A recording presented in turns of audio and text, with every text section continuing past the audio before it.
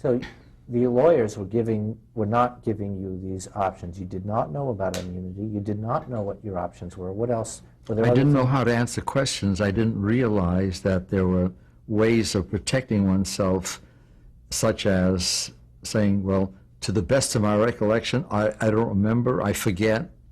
These are any experienced lawyer would prepare his client for this procedure. And after all these years, it just appears to me that I was set up. They knew I was going to be indicted for perjury, because I told them that there's no other way. I'm not going to tell them and reveal the name of any of the contestants, because I promised them that I would not reveal their identities. And to understand that these contestants were professional people, because of the vast amount of publicity, it could destroy them. And it was in a situation that was out of everybody's control. And, so instead of any of the 18 lawyers who were available, who had been hired by Baron Enright, I was not given any help, and it was done very quickly because they could have postponed it. It didn't have to be done right away, as it was. And it was only after all this took place that I realized that every other show was doing the same thing. And why did they indict just me? Because everybody else was more or less trying to protect their reputation. And why didn't they bring in my boss, Enright, or the Robert Noah, who was the executive producer? And to tell you that I was in a state of shock, and I didn't know what to do, and I then, by rote, when I went into the office of Joe Stone and his deputy, Donnelly, it was the first time in my life that I had felt so vulnerable, that I was with a police state. It didn't seem like a democracy. This was a horror. The way they questioned me,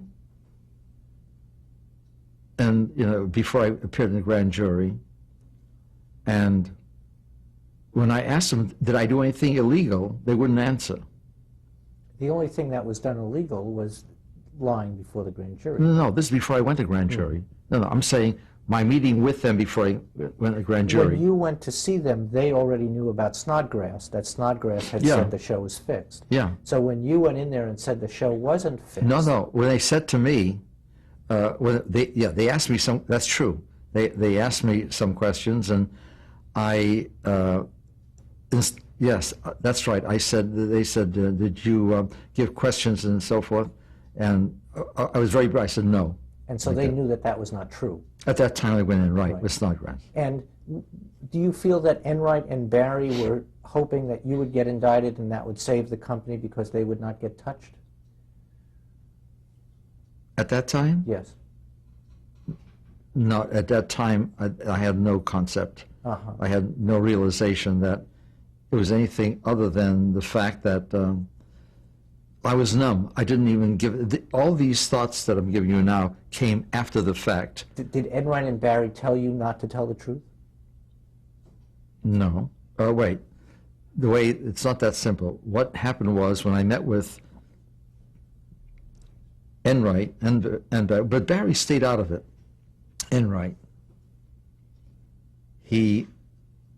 I told him of my meeting with Van Doren. I said, I can't have on my conscience the destruction of his family, his father, and him. And I said, I can't tell the grand jury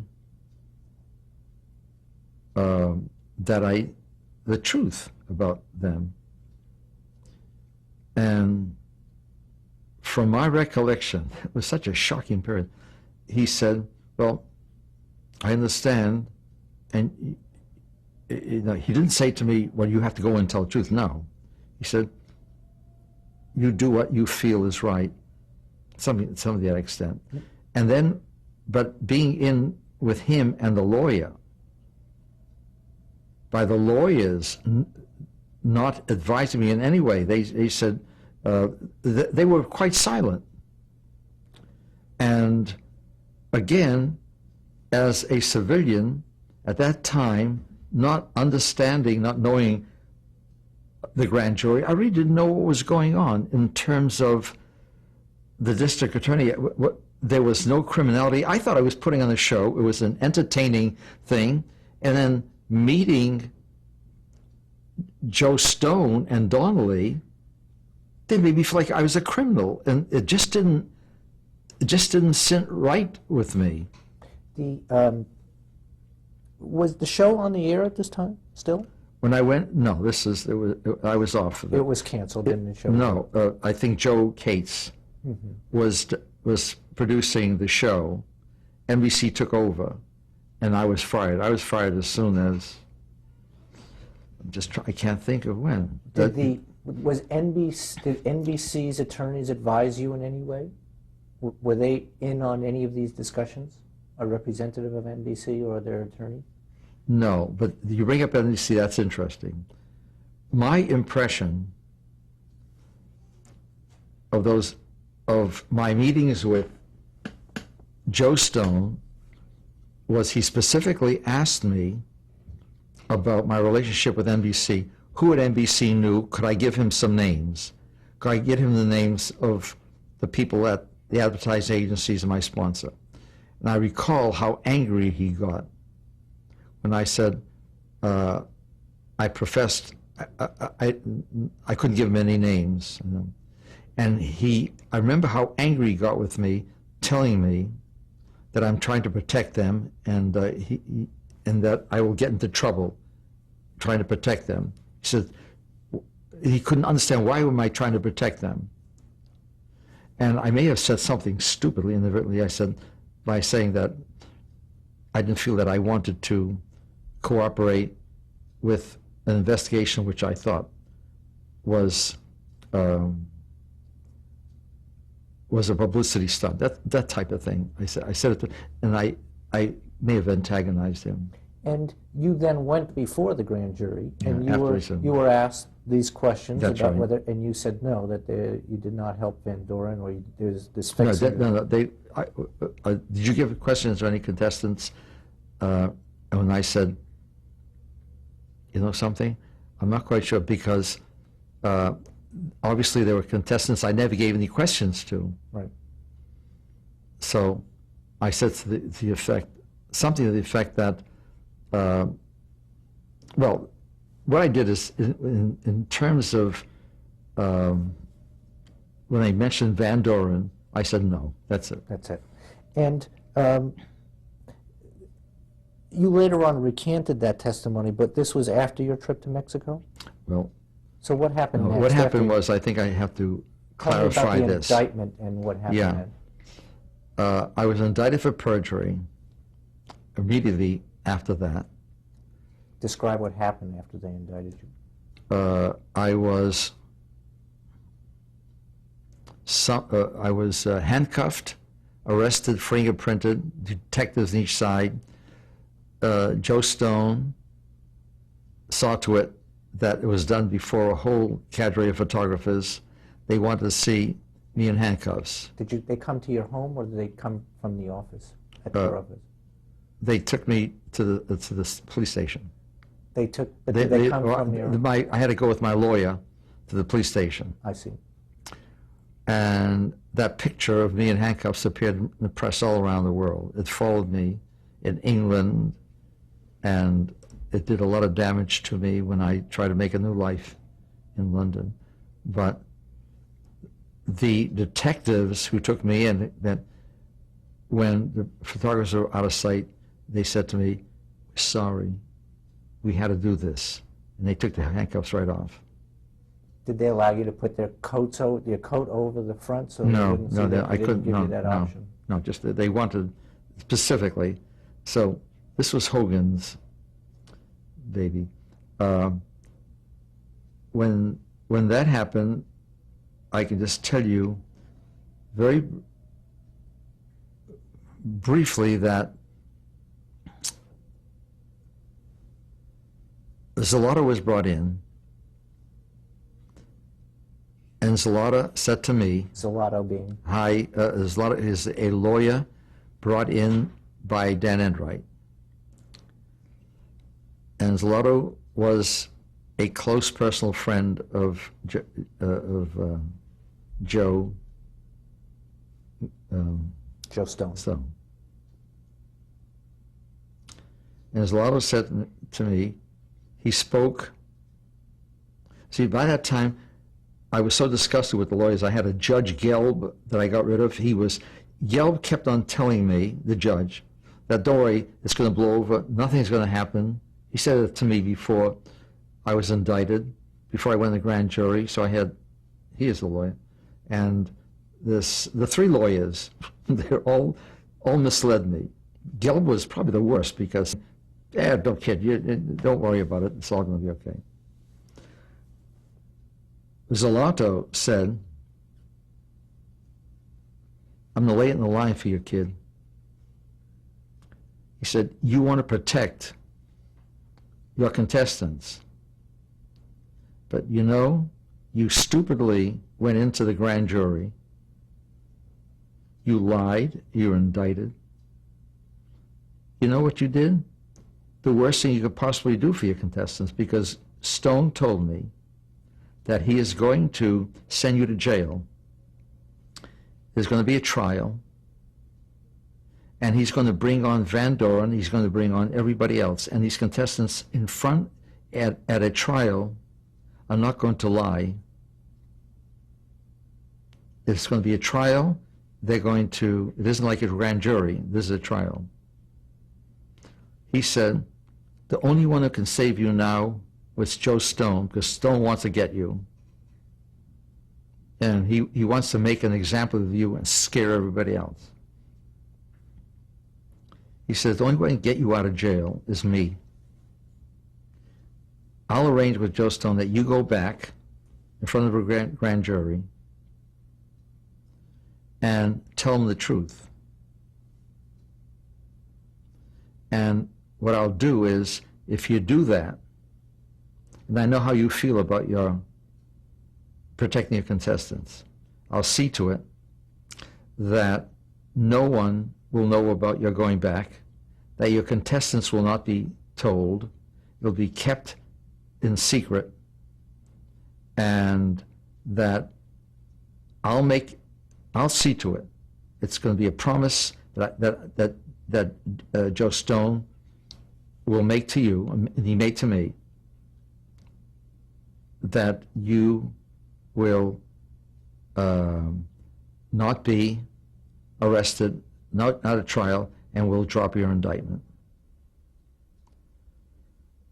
That's what I was facing. I had no one to talk to about that except my wife at the time. And you agreed to this? I had agreed to it because it made all sense to the world. Here I've been trying to protect them. They're going to have a trial. Not only will I be thrown in jail for 5 years, but these other people are going to be involved.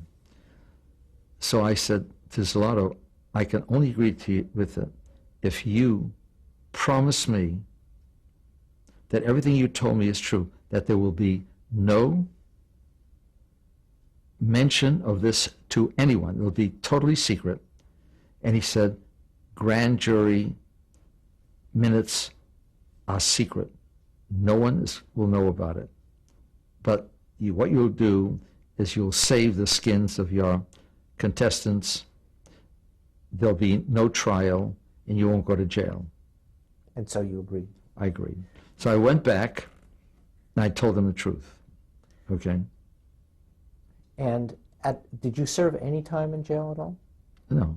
You were bailed out immediately? No, I was in a holding pen or something Right. for maybe an hour or 2 hours. And then after you I was bailed recanted, out, yeah. the indictment against you was withdrawn? No. It wasn't. At this second, I think it's in the papers that I gave you, when I went back, and when Joe Stone questioned me in front of the grand jury, he says, was any deal ever made between you in this office that if you came back, that you would not, that the charges would be dropped against you and there would be no trial? Now, no one advised me about that. I was not prepared for that. Now, what do I say? Do I say, hey, we made a deal. We made a deal with Heiselata. And I was so frustrated. So I had to perjure myself. Again? Yeah, I had to lie to save the skin of the man who started the whole thing to destroy me. And then they had me come back the following day, and Joe he was not there. He was away, and he's going to be back late. But they started without him, and Donnelly asked me the same question. And let me see, I wrote it down. He answered the same question, but Donnelly went farther. He said, no one said anything to you about if you were to come back, that the contestants would not be touched, and that you would be, that you would not have a trial. He questioned me again. And you again perjured yourself and said, no, there was no deal. Then he asked me another question, and I have it down on that paper. And so I said, I want to call my lawyer. I have a right to call my lawyer. And Donnelly, went to the grand jury and he said, do I have your permission to stop him from calling his lawyer? And they gave him permission. Then they had a break. I had to go to the bathroom. So I went out, and there was the assistant, a guy who worked with Heiselata, was outside the room when I told him that I had what I had done, and that Donnelly was trying to put me into a position where he could get me for perjury again. He said, let's call High. So I run to the telephone. I go to the telephone, and the assistant of Donnelly comes running and grabs and tries to push me out of the telephone booth. And I said, you can't stop me. I'm talking to my lawyer. It's legal. He says, no, it isn't. He tried to push me. I pushed him away, and then he left and started running to Donnelly to get Donnelly. And I speak to Heiselata, and I told Zelato what's happening. And Zelato said, I'll take care of it. So just right after I hung up, Donnelly comes in and starts swearing at me. He says, I told you can't talk to your lawyer. It's legal, And I had... It's legal to talk to your lawyer. Lawyer, yes, right. And he was furious. And when I went back into the room, he started questioning me again, and like in a Hollywood film, in walks Joe Stone, who takes over the questioning and saves me because I had no choice. The way he was questioning me, it's like he knew there was something that I was protecting Joe Stone. He knew what was going on, and he must have known about Zelato, but my feeling at that time was that he wanted to destroy Joe Stone. Well, clearly, or Donnelly didn't know what the deal was. Or maybe he didn't know what the deal was, yeah. All right. Now, so at that point, did they withdraw the indictment against you? Were you then cleared? No. So you remained under indictment. Charges were not dropped against you. I remained under indictment, okay.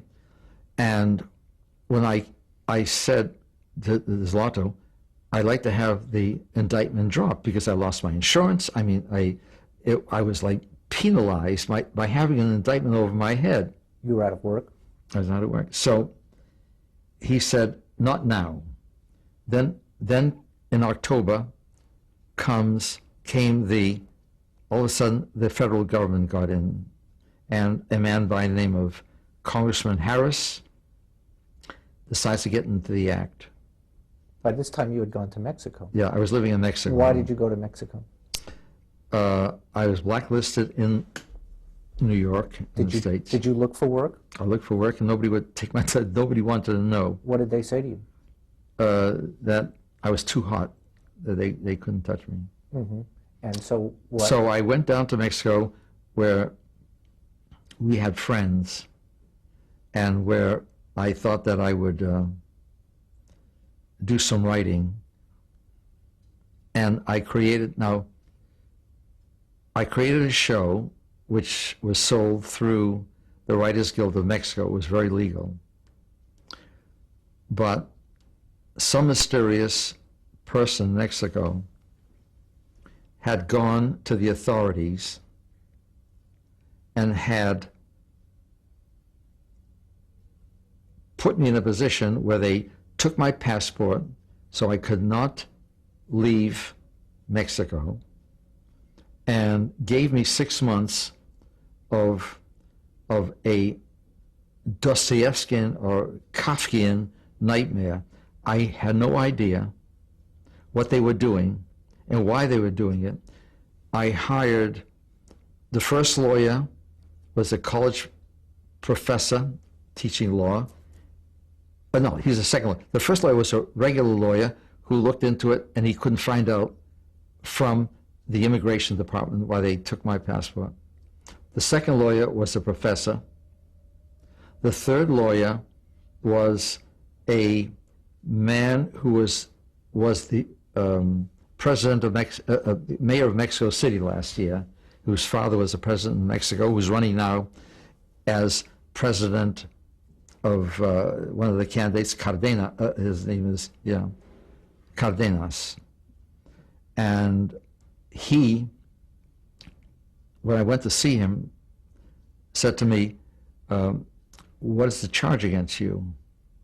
And I said, I don't know. He says, I can't take you. I mean, if you don't have the charge against you. He said, I have to charge you a lot of money for my services because I have to work with the Secretary of State, no, the Secretaría de Gobernación. He said, if you murdered someone, I could help you because I could find 20 witnesses who would swear that you were in a different city.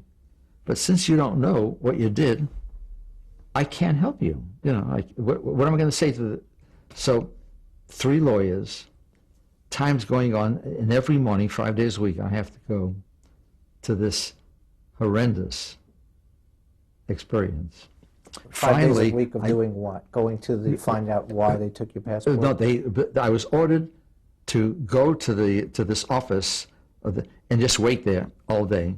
Could you imagine what a torture that is? And you don't know why you have to do this? Yeah. And your passport is gone, and you don't know why your passport is gone? That's right. So anyway, what happened, I finally get to what they call a scoundrel lawyer, the lowest type of lawyer. Those are usually the best. Well, in 2 days, it cost me $5,000. I had to pay more. When we had lunch with Joe Stone, Joe said that he thinks it was either FBI or CIA operation who was involved. For what purpose? I don't know. You think it was in conjunction with the House investigating this to make sure that, to put pressure on you to come and testify eventually? It's all very confusing to me because in my notes that I made, and I forgot all about this when I had lunch with you and Joe, is that he said when he came down to Mexico to ask me. Who came down to Mexico? Joe Stone Came came down down to Mexico to have me go back to another grand jury that was set up by Hogan because of what happened in Washington. The opening up of this congressional committee restarted the whole procedure. So all the contestants now had to go back again before the grand jury. Okay. A new grand jury. Let me just stop for a second. What happened was the House committee investigated this, and Van Doren was persuaded to testify because Richard Goodwin got a hold of the grand jury minutes and showed them to Van Doren, and Van Doren was persuaded to testify and reveal publicly that what happened. And then a grand jury was reconvened in New York to tell the story again. Thank you for me. Because exactly that sequence of events Had happened. was unbeknownst to me because I was told by Stone and Zalato that they were sacrosanct. The minutes of the grand jury. Little did I realize that this Goodwin would take this material, my testimony, and use it as blackmail with Van Doren. I had no idea. Right, and he did that. And that's how Van Doren went to testify. That's why Van Doren went to testify. Yes, except that, again, the confusion is that Van Doren, knowing that Goodwin had my testimony, for some reason, he sent a telegram to Harris stating that he is innocent and that he wanted to come and testify. There is no rational reason for this at all because, number one, my coming from Mexico to Washington when I didn't have to come was on the predication that they had to promise me that I would appear before the committee in closed session. I would not be asked any questions about any of my contestants, except for those contestants who volunteered to come to Washington to testify, that there would be no repercussions, and this was to be done, that the only reason I was to go there is to help them understand how and why game shows did what they did. And you agreed to go under those conditions. And they agreed to the conditions. And then you went and did that. Then I went and did that, right. Let's take a break. Okay.